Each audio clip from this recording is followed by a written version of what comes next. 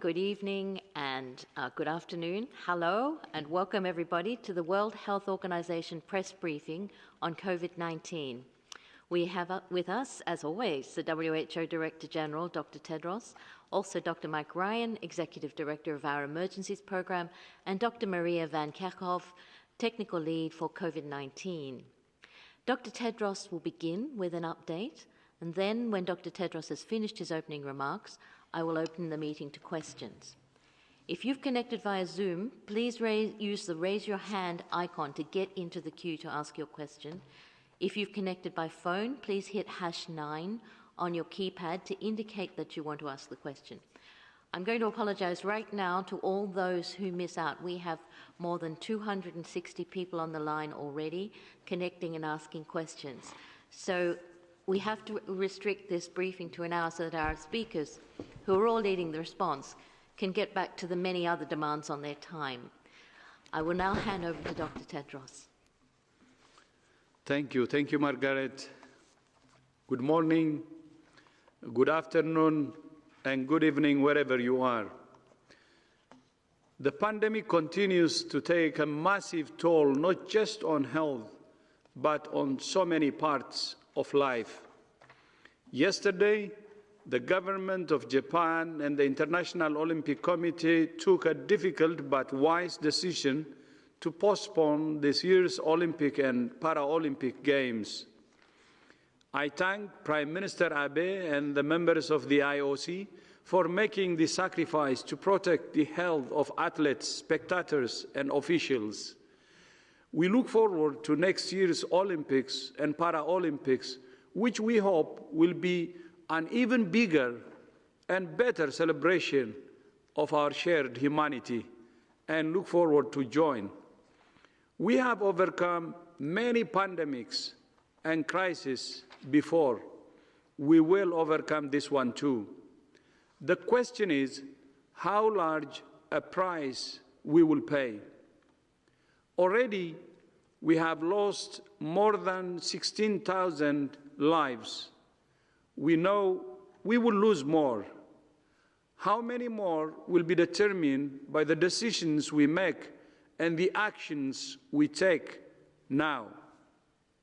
To slow the spread of COVID-19, many countries have contributed or introduced unprecedented measures at significant social and economic cost, closing schools and businesses, cancelling sporting events, and asking people to stay home and stay safe. We understand that these countries are now trying to assess when and how they will be able to ease these measures. The answer depends on what countries do while these population-wide measures are in place. Asking people to stay at home and shutting down population movement is buying time and reducing the pressure on health systems.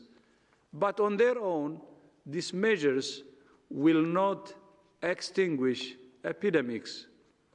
The point of these actions is to enable the more precise and targeted measures that are needed to stop transmission and save lives. We call on all countries who have introduced so-called lockdown measures to use this time to attack the virus. You have created a second window of opportunity. The question is, how will you use it? There are 6 key actions that we recommend.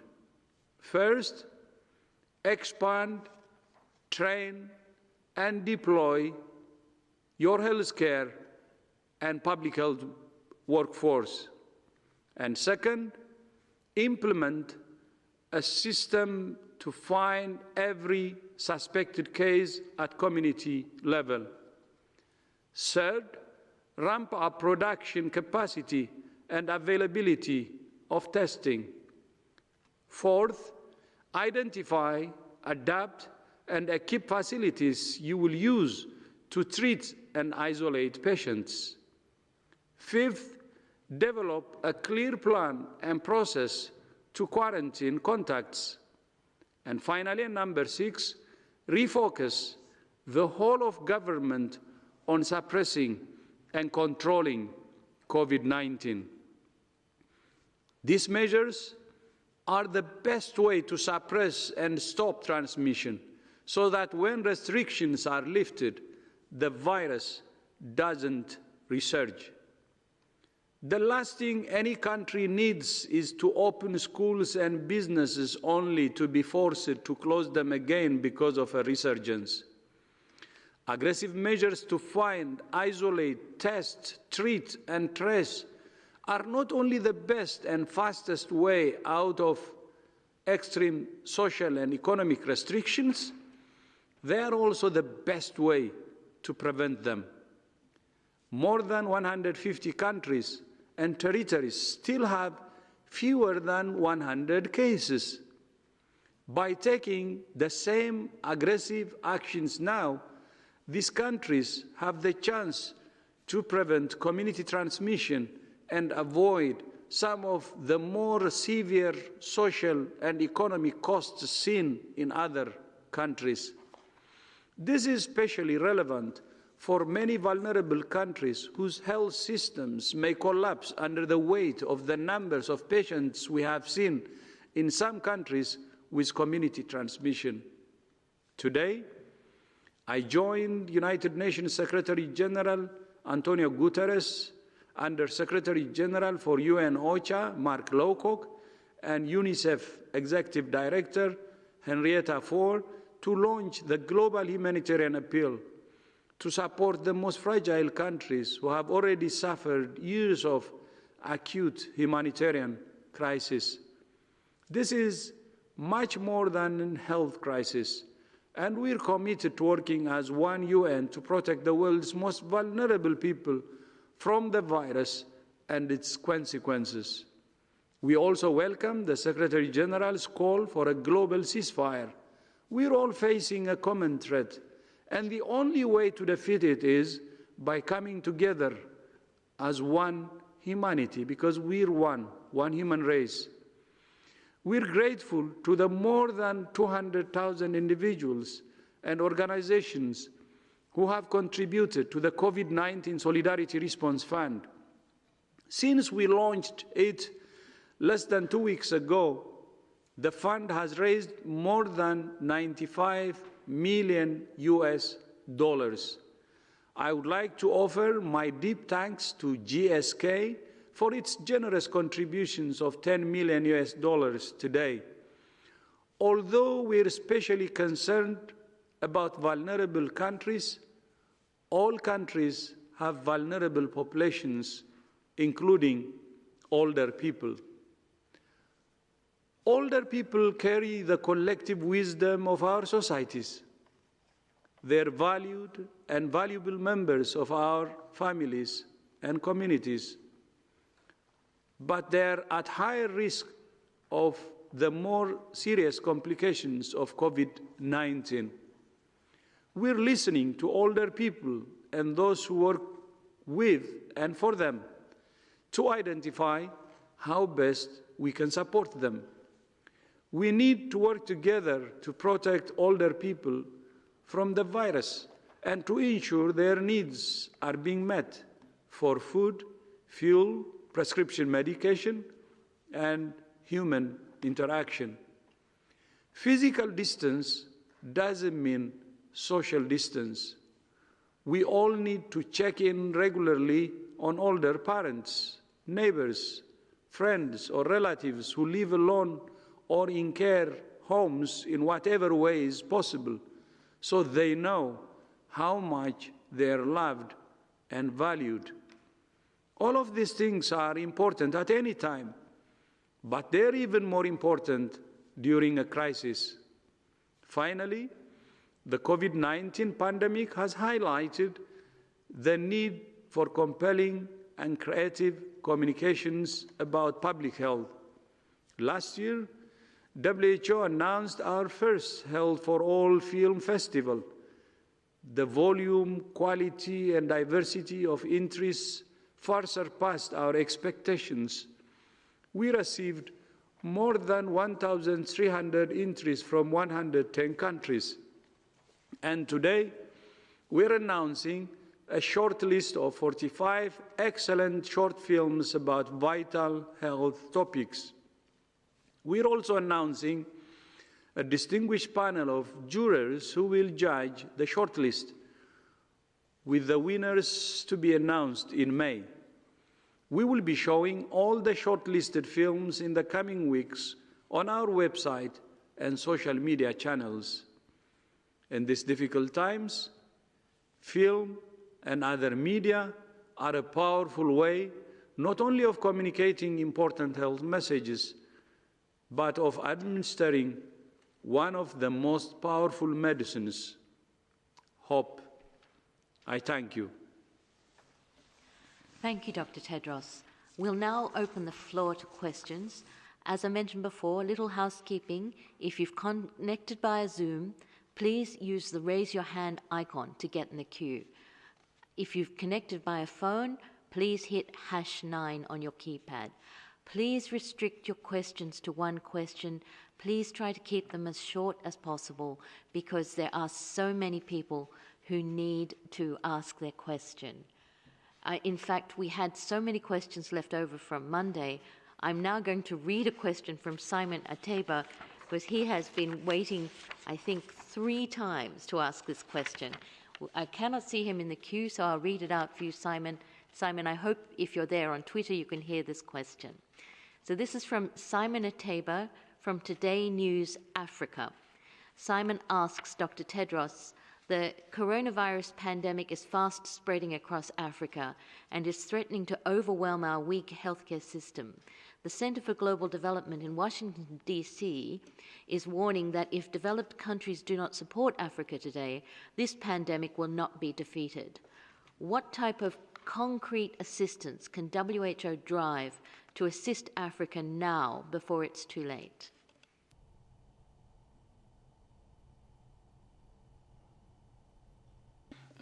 I can begin, and I'm sure Dr. Tedros will supplement. WHO has country offices in every country in Africa, and our country representatives and the teams there have been supporting countries for many, many years. In addition to that, our regional director, Dr. Moeti, has surged many, many staff from the regional office and teams to support countries and allow better support to be provided in planning. We've supported the process of national action planning, sent PPE, sent and dispatched lab tests. We've worked with the Africa CDC to train lab technicians from all over Africa, and we're currently working on increasing all of the capacities in surveillance, in clinical management, and trying to work to provide more support in terms of supply chains. It's a challenging situation for all countries in Africa, and the international community, I think, and for all countries of the South and low and middle income countries, need support. And the North must, while dealing with a massive crisis in its own regard, must move to protect the South, because nobody is safe until we are all safe.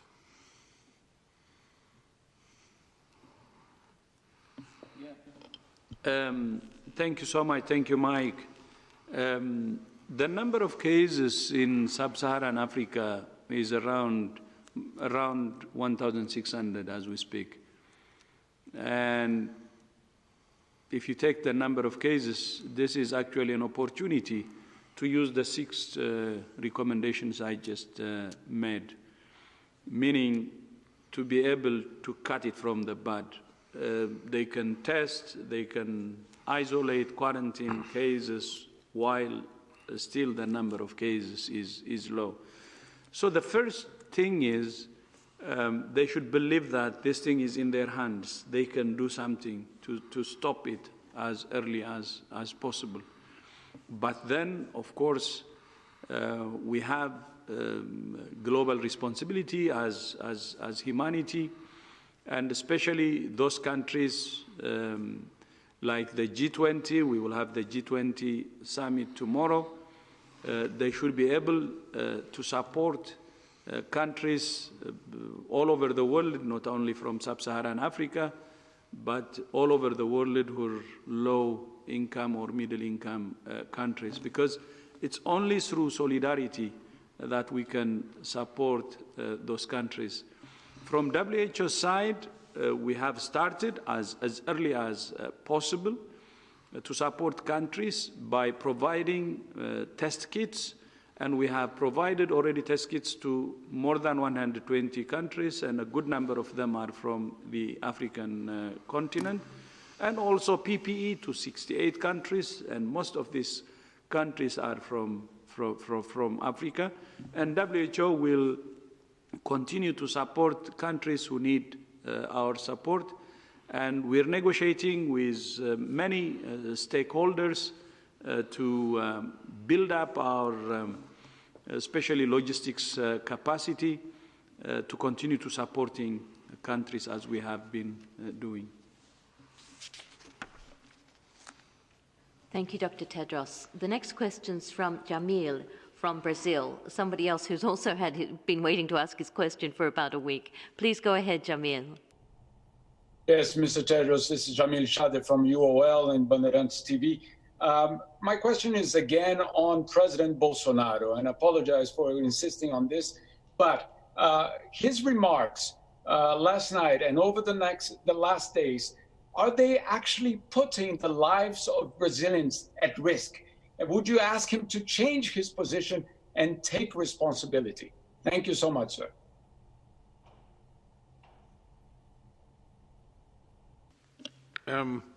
I think we've spoken on this issue and issues like this before. We trust that all governments will take the appropriate actions that manage the public health risks here, which are real, but we also understand the terrible dilemmas that countries face in protecting economies and social systems. But we must focus first on trying to stop this disease and saving lives.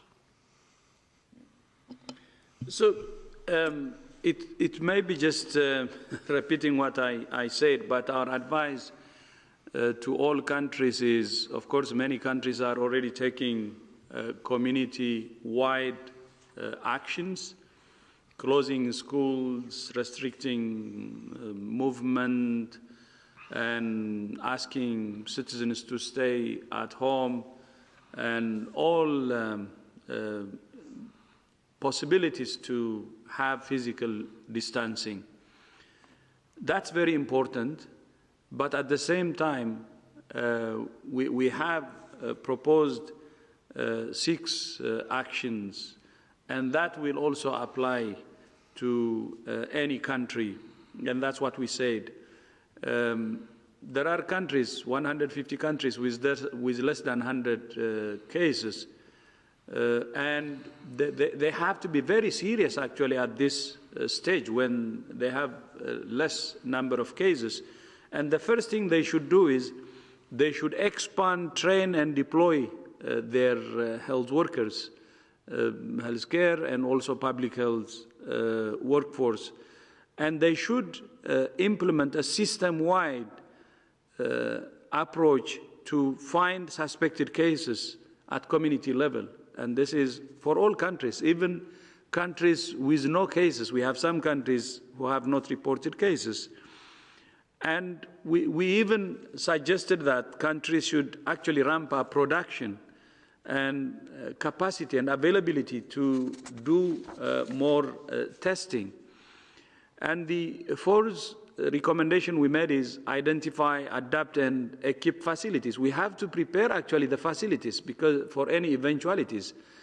In some countries, the number of cases have really jumped and overwhelmed the system, and they were not prepared. So it was very difficult to give service to patients who were coming to the hospitals to get service.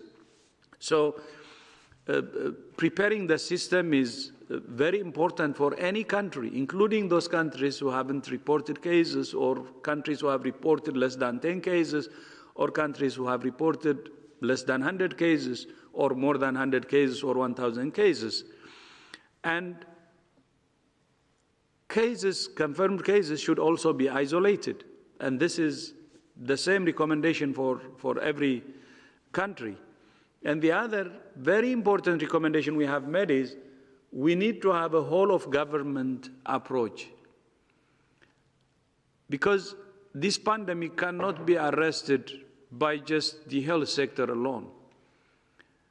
We need to have all relevant sectors working together to suppress and control this pandemic.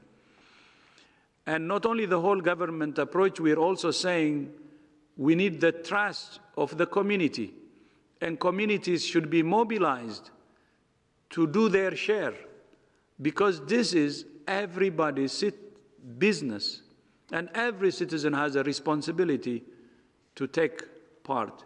So these are our recommendations, which we believe apply to all countries.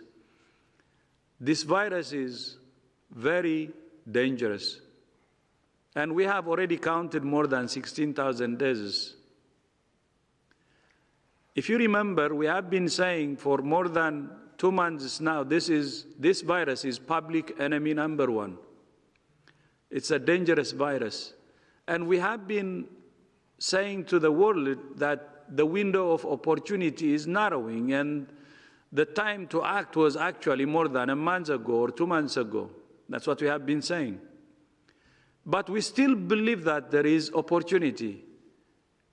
I think we squandered the first window of opportunity, but we are saying today in my message, I made it clear that this is a second opportunity which we should not squander, and do everything to suppress and control this virus. And this is a responsibility for all of us. Especially the political leadership is key. And it has to be able to mobilize communities also to take ownership and do the right things to suppress and control this pandemic. Thank you very much, Dr. Tedros. Now we'll move to Italy. We have Duilio Gianmaria from RAI Italian Public TV. Duilio, are you there? Duilio, can you hear us? Are you there? Please go. Yes. I'm here. That's bad feedback. Duilio, try and say your question again. If not, I'll read it out, because I do have some text on your question. It sounds like we can't hear. I'll read out your question, Duilio.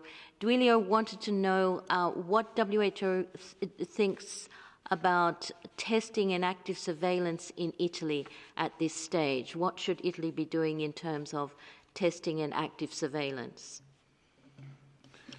I think our Italian colleagues, and we actually spoke with our Italian colleagues today, and we have a very senior member of our staff currently embedded in Italy and providing high-level inputs and advice. And our regional director, Hans Kluge, is also in constant contact with the Ministry of Health. Italy is breaking down its problem. It's looked at each and every single one of its provinces and trying to look at those provinces in terms of where they are.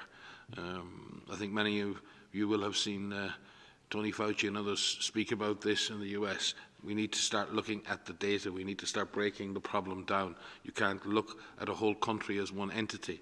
You break the problem down, you look at your local geographies, you see what the situation is in each and every administrative level, and then you decide what the best tactics are. There are some parts of Italy where transmission is very intense, and it's very difficult to get a handle on testing all cases, on doing contact tracing. There's a real attempt to save life at this point, and the lockdown measures are there in order to try and suppress infection. But there are parts of Italy in which transmission is not that intense, and where there's a real possibility of avoiding the worst that has happened in many of the parts of northern Italy. So I believe that our Italian colleagues are trying to scale up, as the Director General has just said, train the workforce, train public health workers, get out and do community detection, to detect suspect cases, to isolate suspect cases, to trace contacts. But we fully understand that in certain areas, right in the centre, epicentres, it is difficult to do that when you're dealing with the heavy wave and dealing with the health system under huge pressure.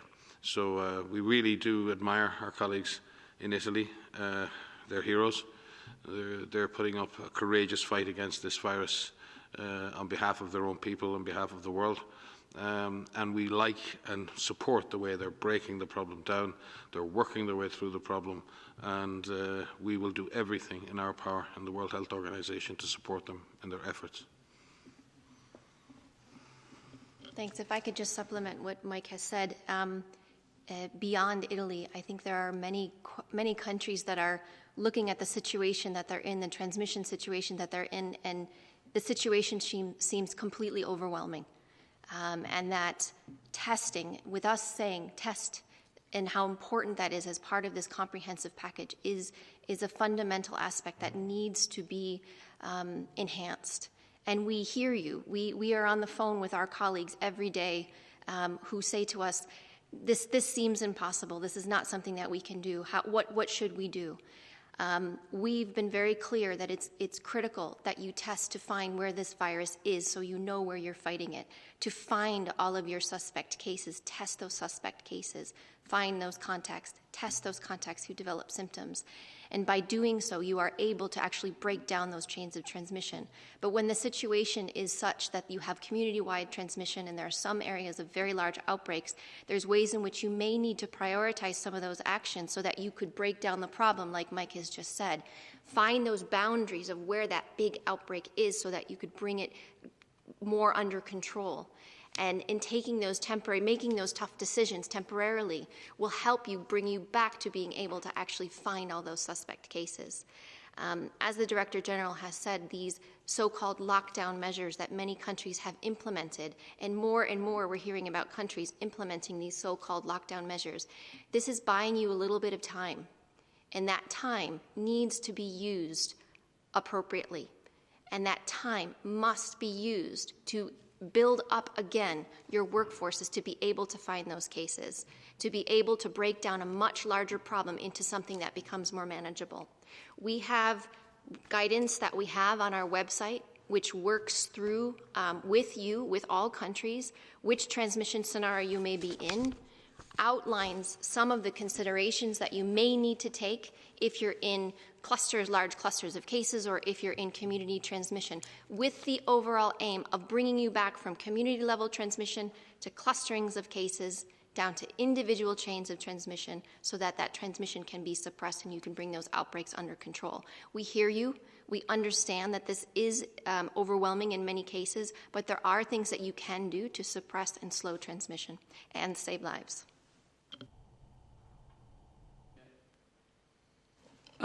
Just 2 lines. The commitment of the Italian government is really, really incredible. And we can see on the ground how it's moving now. And not only that, the cooperation from the citizens of the country, from Italy, is also amazing.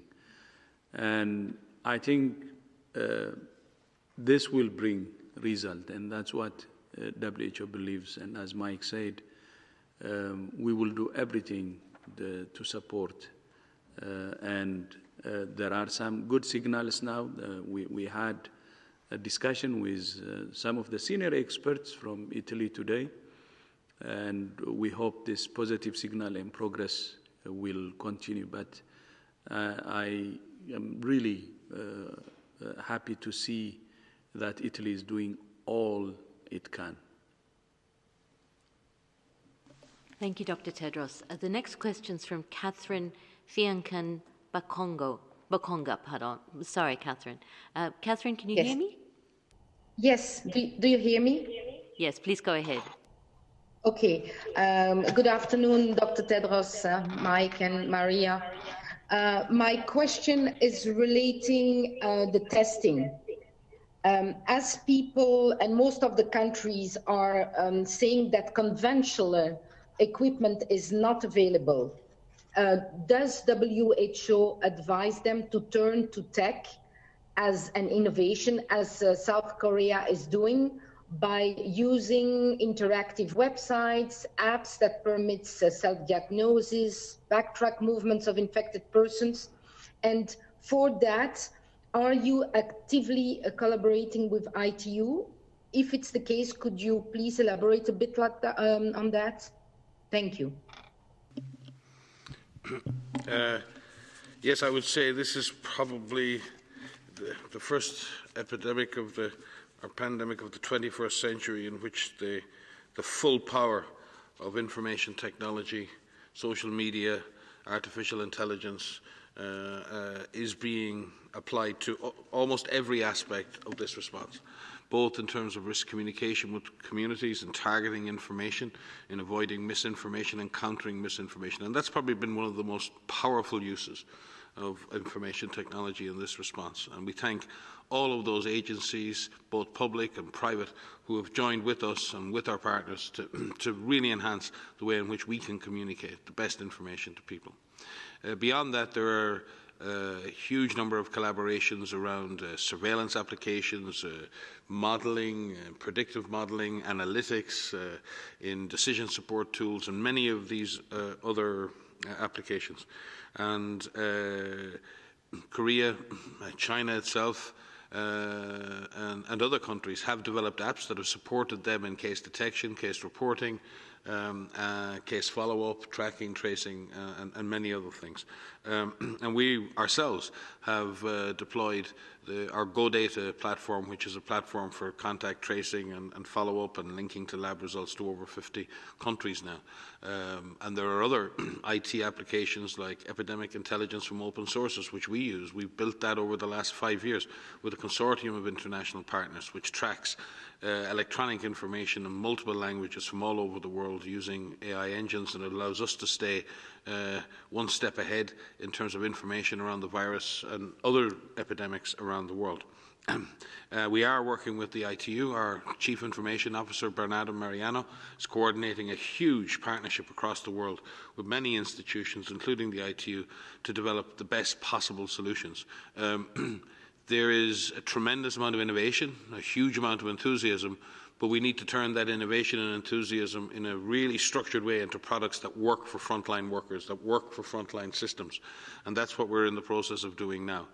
We do always have to have in the back of our minds, especially when it comes to collecting information on individual citizens or tracking their whereabouts or movements, that there are always very serious data protection, human rights and principles that are involved. And we're very, very cognizant of that, and we want to ensure that all products that are developed are done in the most sensitive way possible, and that we never step beyond the principles of individual freedoms, rights for individuals and for society. But yes, there are tremendous amount of collaborations ongoing. I could probably speak about this for a lot longer, and maybe Maria might want to speak about the modelling work and predictive analytics and other work that we're doing specifically. But again, I would just like to thank our partners from all over the world, and the power of innovation, the power of ideas. And we've had ideas for apps from people as young as 14 or 15, from individuals, from small startup companies, from huge globally based companies. It's been the most outstanding and most amazing outpouring of support and collaboration that I have seen in my career. Just to add a couple of things, what we've seen, particularly in this pandemic, but we've seen in other epidemics, the use of telemedicine. So many people who need care, who can't go to hospitals right now or can't go to their regular routine appointments, are utilizing telemedicine and having interactive chats and conversations with their doctors so that they continue to have care from the comfort of their home without having to go into a healthcare facility. And we're seeing the application of that across many different types of medicine. We're seeing innovative ways in which children and university students can continue their education, even though we have a large number of children and young adults who are out of school right now because of this pandemic. There's interactive ways in which they're continuing their education and learning through this pandemic, even if they're not physically in school. We see interactive ways in which technology is helping us do trainings. Where we can't do face-to-face trainings because we're not able to move around the globe, we're finding ways in which we can provide these materials either online through our Open WHO platform, where we have more than 500,000 people, up to 600,000 people who've enrolled in our courses in more than 24 languages. But we're also using technology to find more interactive ways to have one-on-one conversations with those frontline workers to answer and work through some of those very difficult questions that they may be having as they treat patients or care for patients or set up treatment units, et cetera. And we're also using technology in many different ways for these predictive analytics that Mike has mentioned. We work with a large number of modelers, you've heard me say this before, to work through scenarios, to work through predictions. But of course, these predictions are not realities. And so what is important is that we take all of these measures that we've been outlining from the start to make sure those predictions do not become realities.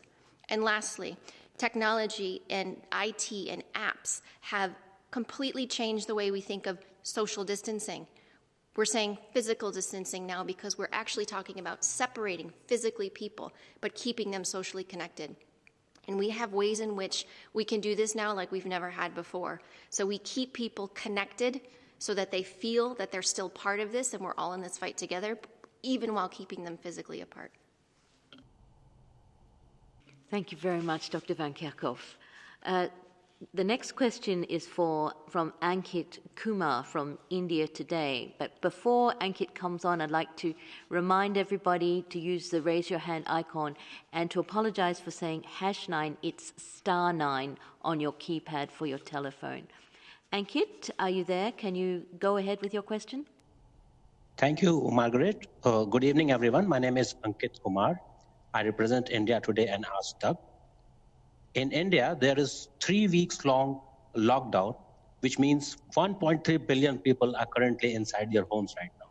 But we keep hearing about a possible second and a third possible wave of outbreak in near future. A country like India cannot afford many such lockdowns after this one ends. What is WHO's best advice to Indian policymakers, what they must do during this lockdown to ensure that there isn't an outbreak and such a lockdown again in near future? Also, if you could please tell us how far are we from a possible vaccine or a medicine? Thank you very much. Thank you, Mr. Kumar.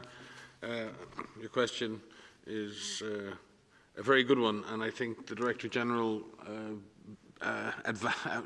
answered that question very much in his address. He mentioned the 6 things that every country needs to do to use this window of opportunity. And as I've said in previous press conferences, India has incredible capacities to leverage, accelerate, and expand its capacity. But it must do the things. You must have a system to find cases. You must test. You must expand your capacity to treat and isolate. You must be able to quarantine your contacts, and you must bring an all-of-government approach to the response. And if those things are put in place, and I know they are being put in place, but if we can accelerate that, and India is a vast country, you could never look at India just as one single entity from an epidemiologic perspective. And if you remember, those of you who in India who were involved in the process, India got rid of polio by breaking it right down. India got rid of polio by breaking it down to the village level, all the way through the system. It broke down the problem. It went after the polio virus district by district by district by district, and India won. If India does the same thing, breaks down the problem, puts in place the measures that are needed, both surveillance and healthcare measures, and does that systematically, then there is a way out. There is a transition from lockdowns into a public health-driven response in which people don't have to stay locked in their homes for more time than is absolutely necessary. Without implementing the necessary measures and without putting in place those protections, it's going to be very difficult for countries to exit, and when they do, they may have resurgence. And I think that's the challenge now. We have time. Very little, as the Director General said, a second but small window of opportunity.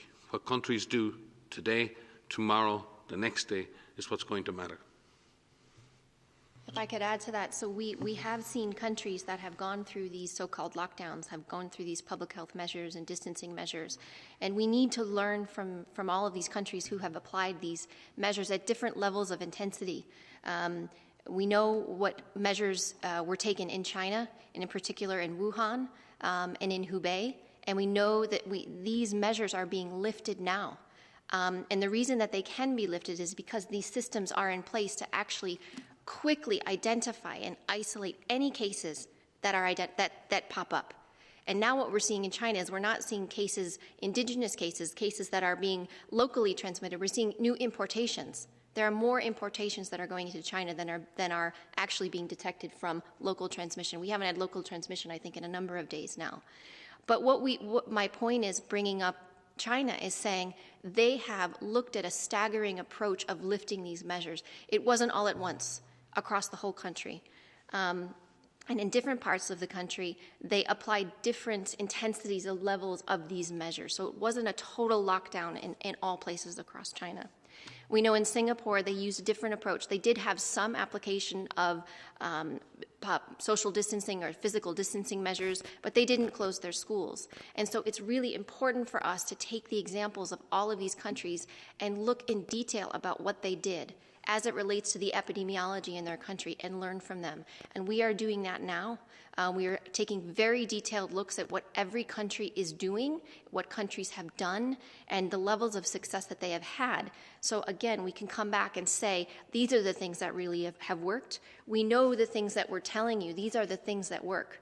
We know that they're incredibly difficult, but what we don't want is to get into a situation where you have a lockdown, then you lift it, then you have a resurgence, and then you have a lockdown, and you have this endless cycle. We need to break that cycle so that these measures that are put in place are temporary, and we know that these are incredibly difficult, and we thank you for playing your individual part in this outbreak. But we know that these things work. They are temporary. We will get through this, but those measures to find those cases, isolate those cases, find and quarantine your contacts, treating patients who require treatment is really, really critical. And I think for India, with 606 cases, I have already outlined the 6 steps. Doing that now will help India to stop from the virus spreading to more places or, getting bigger. And as Mike said, India has the capacity, and it's very important and good to see that India is taking early measures, and this will help you to suppress and control it as soon as possible before it gets serious. So it's very important, like what's happening now in India, which we really commend, to cut it from the bud when you only have 606 cases only.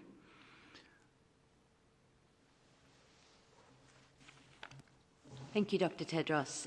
We now have Camilla from the Financial Times. A question from Camilla. Camilla, are you on the line? Hi, yeah, can you hear me? Yes, please go ahead. Thanks for taking my question. The DG has talked before about possible risks to essential medical supply chains.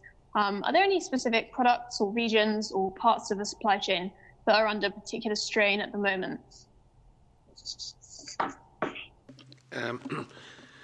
Hi there. Yeah, I think you'd have to say that all elements of the supply chain for many different products are under extreme strain at the moment.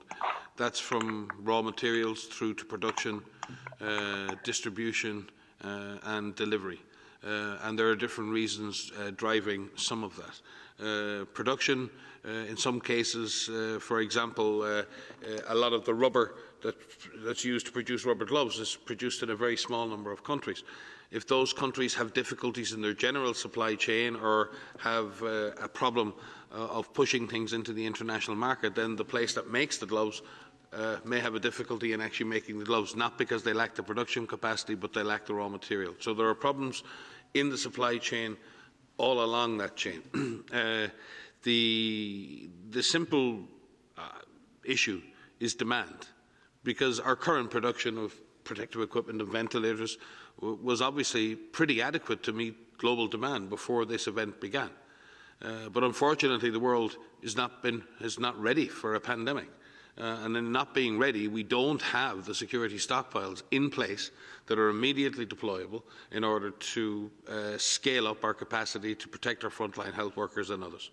There are shortages of PPE, shortages of ventilators, and other products that are for the medical response to COVID. We also have to avoid shortages in other medical supplies as supply chains come under strain, and that may be because of secondary effects of the virus, which is the shutting down of air corridors, cancellation of flights all around the world. Many of passenger flights around the world also carry cargo. Difficulties in shipping, even cargo shipping with crews are finding it, some shipping agents are finding it hard to move materials around the world. So there's strain on the whole system. We're working very, very closely. The Director General is, even after the launch of the humanitarian appeal, had a further very fruitful discussions with the Secretary General on dealing with this issue and the huge commitment of the UN system to do everything possible together under Director General's leadership to improve, scale up and deliver to the extent possible the essential supplies that health workers and frontline workers need around the world in terms of PPE, ventilators and other supplies. And there's been a huge scaling up of that capacity, and we will make further announcements in the coming days of further scale-ups in that capacity to deliver. But what we also need is a ramp-up in production and a ramp-up in funding for that material. And I believe the Director General, he may speak to this, will be raising this issue very much at the G20 leaders meeting tomorrow. And if I could just add that, Mike has outlined what we're doing to address this problem and how we're working with so many different partners, but we need to be clear. The world is facing a significant shortage of PPE for our frontline workers, including masks and gloves and gowns and face shields. And protecting our healthcare workers must be the top priority for the use of this PPE. We're working with technical partners across the globe to identify ways in which we can manage this current shortage while we try to find solutions. But some of these options are not ideal, and this is not acceptable. So we have to all play our part to make sure that we prioritize the use of PPE. We use PPE appropriately, and that is for our frontline workers who are caring for patients. Thank you very much, Dr. Van Kerkhoff. We now have a question from Vera Okiongo, from, my apologies, Vera, if I've got your name wrong, from Nation Media Africa. Vera, are you on the line? Yes, I'm on the line. Can you hear me? Yes, very well. Please go ahead. All right. So I'm just going to rush through it. I would like to know, in the modeling that you guys have done and I've talked about, I'm not very good in statistics. Is there any indication of how this thing may affect African countries? And just quickly on top of that, we have the Africa CDC, and I would like a comment from the Director General how they plan to support it. It was being funded by the AU, but the last time I talked to the Deputy Director, money seems to be drying up there, and the work that they're doing now is very critical given the health systems that we have in Africa are very fragile. Thank you.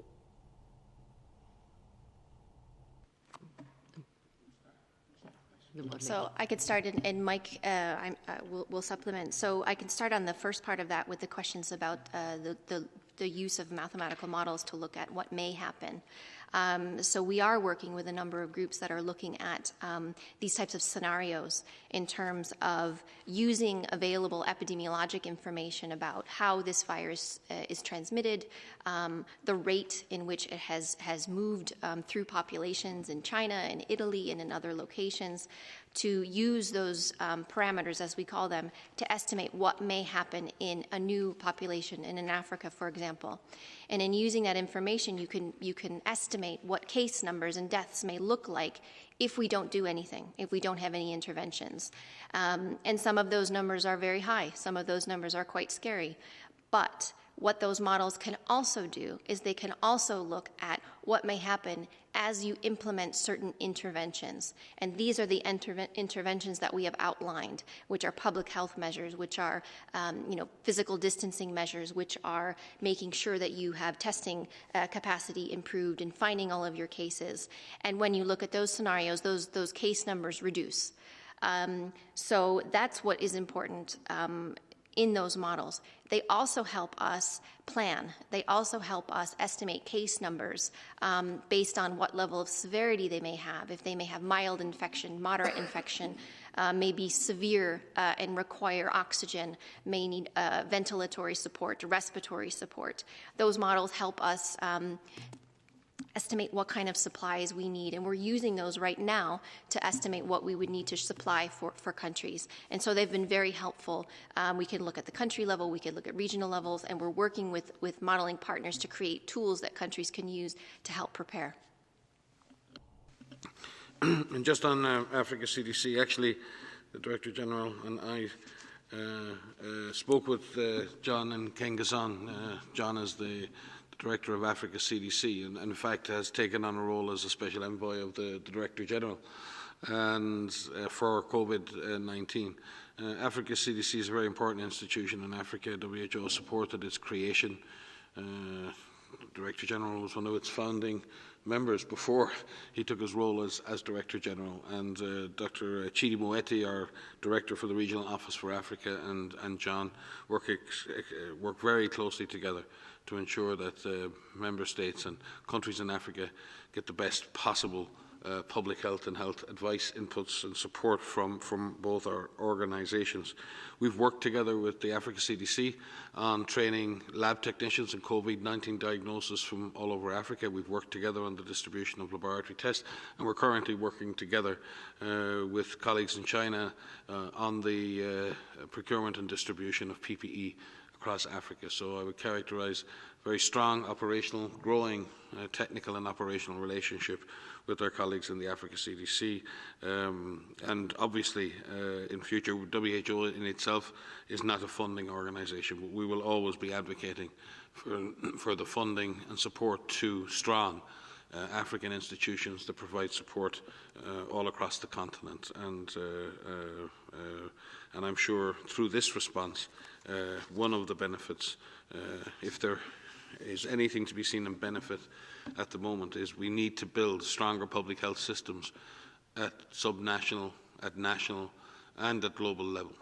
If any lesson is to be learned from the current pandemic, is that we need stronger public health systems, and we will work very hard with our Regional Office for Africa, with John at Africa CDC, under the leadership of the Director General, to deliver stronger public health and health systems on the African continent in the coming years.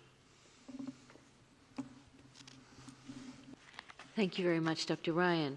So the next question is from Dakuchi from Kyoto. We've only got time for 2 more questions, so I'd ask very much that you keep your question as short as possible. Dakuchi, are you there? Can you hear me? Yes, we can. Hello? Please go ahead. Yeah, hi, this is Tomohiro Deguchi with Kyoto, Japanese news agency. Question to Dr. Ryan on the Tokyo Olympic Games. What was the advice that WHO have given to International Olympic Committee and Japanese government before they made the decision? Thank you.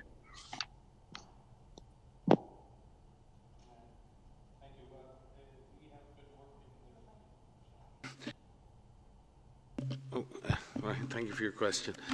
We've been working over many years with the International Olympic Movement in providing them with risk management advice for many of their events going back to Rio and previously.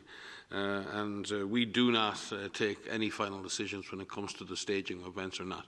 But we advise organising groups in FIFA, in IOC, in people organising huge events like the Hajj in the Kingdom of Saudi Arabia on how risks, biologic risks, can be managed, how they can be identified, how they can be minimised, and how any residual risk can be managed so that games can be carried out successfully and mass gatherings can go on without excess risk to public health, both in the country of the gathering or subsequently after in other countries. In the same regard, we've had many conversations with our colleagues in IOC and with the Tokyo 2020 Committee and the Japanese government over the last 2 months in advance of their decision yesterday. And we continue to provide them up to yesterday with advice on the developing and escalating pandemic, the likely situation that may pertain later in June and July, and notwithstanding the excellent efforts of Japan in containing the disease, there are other factors that had to be taken into consideration, which would include potentially the situation in many other countries that might pertain at that time, the difficulty of movement, and the risk that might be associated with disease arriving in and potentially subsequently moving from Japan to other areas. So many issues were put on the table. We stick to our job, which is to provide public health risk assessment and public health advice. The decision to postpone the Olympics was made wholly and solely by the IOC and by the Japanese government, but as the Director General said in his statement, we fully support that decision.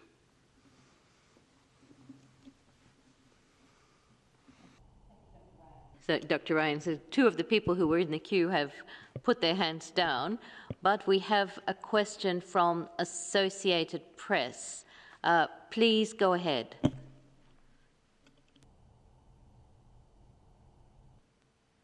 It looks like we don't have that question from Associated. Can you hear me? Oh, there you are. Please go ahead. Hi, this is Jamie from AP. Just wanted to ask you very quickly, Dr. Tedros, about the tweeting that you did yesterday.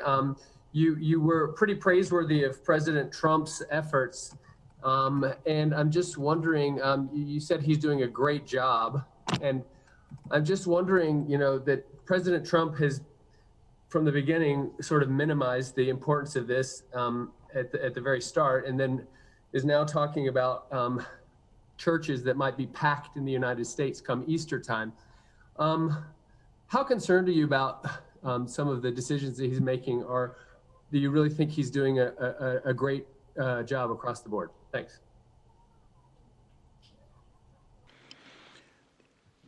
Yeah, I stand by what I said.